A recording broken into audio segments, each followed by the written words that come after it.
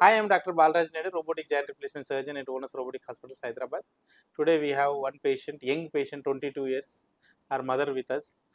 Though hip replacement here, right and left, 22 years, very young age. उनका experience कैसे है hospital में? Hello madam, बोलिए।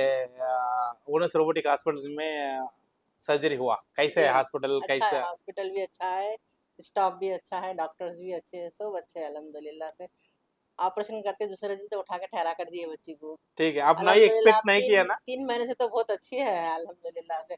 चलना फिरना सब काम कर सक रहे हैं उन्होंने अल्हम्दुलिल्लाह से। ठीक है। सब अच्छा है क्यों अल्हम्दुलिल्लाह। ओनस रोबोटिक हॉस्पिटल आएगा? कुछ लोग बोला आपको इधर आने के हाँ, लिए? कोई डॉक्टर्स बोले थे हमारे को यहाँ का एड्रेस, तो हम यहाँ पे आए। ठीक है। असरा दवाखाने में कराए, हाँ, कम नहीं हुआ बच्ची को, ठीक है। इसलिए यहाँ कराए ऑपरेशन।